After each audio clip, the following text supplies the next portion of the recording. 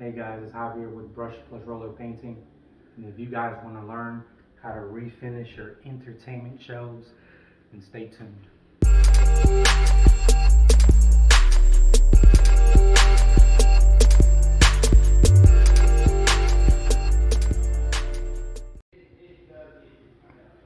Alright guys, so the very first step that we want to do, of course, is you want to protect your client's floor. So the first thing we did is, as you can see, we placed red rosin paper all the way onto the garage because that's where we're going to be doing all our sanding and spraying as well. Okay, so we prepped the floor. The next thing that we want to do is we want to start unmounting everything, like as you can see on the right hand side here. We unmounted all the drawers and all the doors. So once we unmount everything, as always, you want to make a little map so you don't get lost. We have everything labeled, doors 1 through whatever, drawers, alphabetical order. As we're unmounted them, we place a label on it. We know which one is which. And in this case, the drawer is they stapled it on there and glued it on there. So instead of having an accident of breaking, we'll just mask around it. No problem at all. Alright guys. So I wanted to show you how we unmount this right quick. So the first thing we do is we just take off the hardware. Pretty straightforward. Take off the hardware here.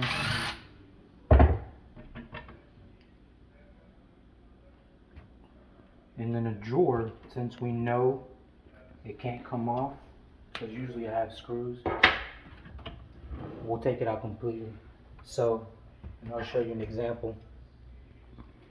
So on the bottom of these, there's these little hardwares, and then for you to unlatch them from the railing, you just press these in together. So, come straight out. First thing I will do to not lose them, place a label on them. That's my letter E. Okay. I'm going to take off the hardware in the back, and it's pretty simple. It just has 2 screws.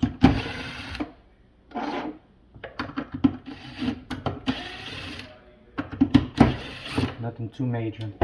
And then you don't need a box, you don't need to spend money on all that. Just place them inside your shelves, Okay. So the next thing I want to do is, we don't want to get any overspray on the railings. Simple as well. All you have to do is take out 1 or 2 screws usually. Take those out, and they literally, you just have to push them forward and they come out. And then we'll just place them in here as well. They're all the same size, so when you put it back together, you don't have to worry about matching them back up. Okay. So all the screws are there. Now we're going to go ahead and unmount the door.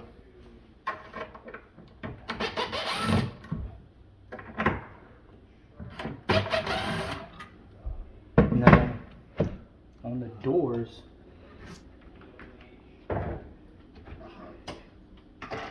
I do recommend that you keep these in order because they're adjusted perfectly for each particular door. So what I do is, I know this is the bottom, I know this is the top, and again, instead of spending money in a box to keep everything organized, top, bottom. So I put this one at the bottom, put this one at the top. No worries at all. So now I come back, I know this is number 5. So I'll put a 5 on there. Cover that up so when I spray, it doesn't get covered. So we'll set all these aside so we can get everything started sanded in the garage. Now I kind of wanted to explain the process of how we do the masking here. So If you've seen in other videos, we'll mask everything off here. And the particular tape that we'll use is orange fraud tape. It's multi-surface, but it sticks really, really well. So we'll use these on the back of these. We'll use a, I think this is in 12-inch paper hand master with our 3M hand master. And we'll use that every time to prep our openings.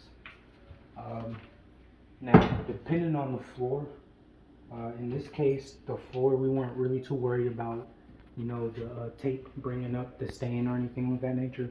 So we'll just use some 1-inch, you know, yellow tape right here.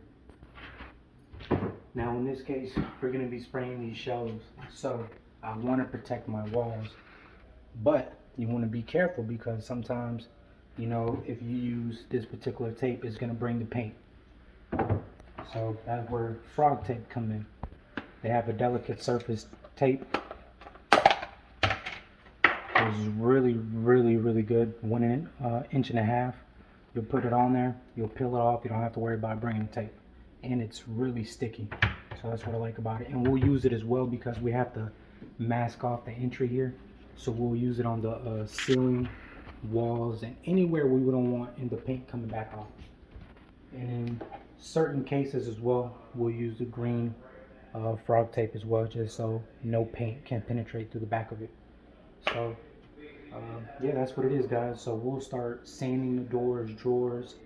We'll start prepping the walls here, and we'll show you what that looks like here in a few. Sounds good? Alright guys, as you can see, we've completely sealed off everything. We use the frog tape, the green frog tape in the ceiling, because we were using the yellow one on the walls. So got everything completely sealed off. We're gonna have an entry through here. We're masking off our walls, finishing that up. As you can see on the walls, we're using the yellow frog tape. And in between paper to paper, we're using that white masking tape. The openings are all done with the orange tape. And the same thing where we're just gonna finish up putting the white masking tape off. But just to give you, and this gives us just enough room to be able to spray or open up our window here to get, you know, all that the smell and dust out of here. Alright guys, so I wanted to show you the process that we do when we can't remove the drawer from the actual drawer itself. So what we do is we just quickly mask it off. I want to show you how we do that. Less than 30 seconds. Cut off a piece. Doesn't have to be exact. You just want to line it up and always make sure that it's, you know, not, give it, you know, maybe a 1/16 of an inch, you know, from the actual drawer. That way it doesn't bridge whenever you're spraying. So you take that, line it up, and then the rest of it lines itself up. Once you get the first one lined up, the rest lines up pretty quickly. Wrap it around.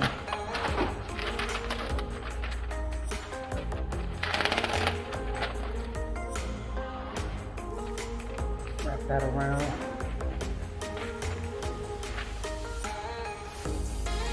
So you got there. And then place one quick over here so none of the overspray gets inside of there. And then we're spraying a gray color. It might even get the spots dirty. So, I mean, pretty simple. Put them over with the next ones, sand them down, spray them. They stand on their own. So, it's a quick tip for you guys. Alright guys, so we're going to start spraying our doors and drawers. But we had a little technical difficulty. Let me show you. So, we set up our airless sprayer. The primer that we're using is Extreme Bond Primer, just because, you know, Sherwin Williams is out of stock of their Kem Aqua 2nd generation primer, so that's the trouble that we're running into. So the next best primer, since I couldn't have Malaysi's on hand, was this Extreme Bond Primer. The issue was it was way too thick for the HVLP. Wouldn't spray. I even put a number 5 tip on there, nothing. So cleaned it out, set up our airless sprayer. We got a 310 tip that we're going to be using. You you know, I like to use HVLP. Is it going to affect our finish? You're not going to be able to tell. I just like to be able to have the control. So, but I mean, we have to deal with the circumstances. So here we go. We're going to use this to just vacuum it off or dust it off, and then we'll start spraying.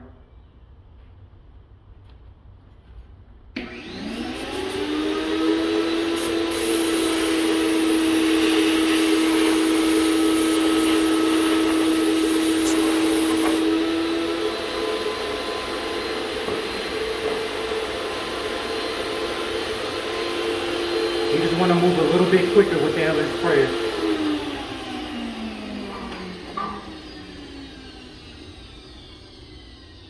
The good thing is we're going to be spraying with the Kem Aqua top coat, so we'll be able to use a HVLP for that. But in this case, for the primer, we'll use this. No biggie. We'll make it work.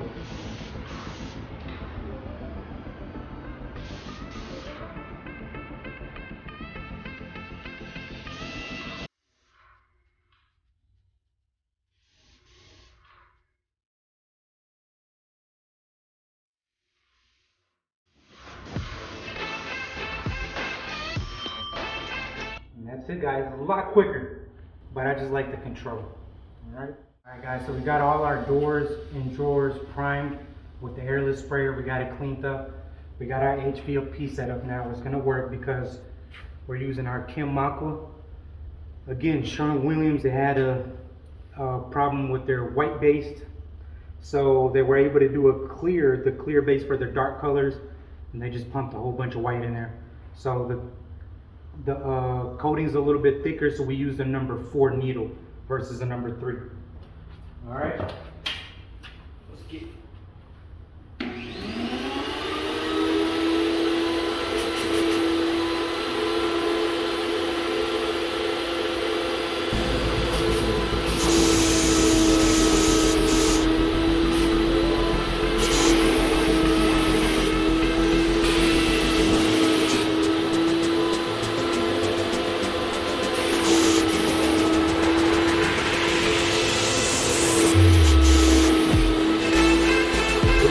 Box coat.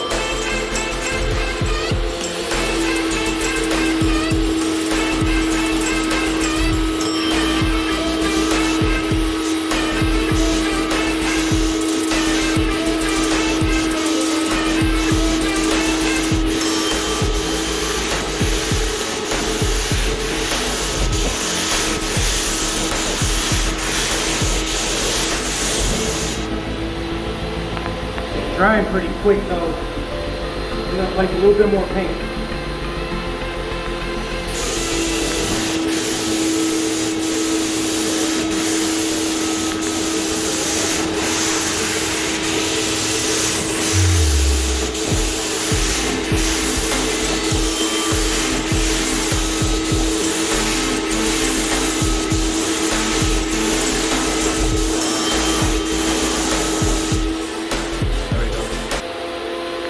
Alright guys, the coating was a little thick. It's so hot outside. I think it might be around 90.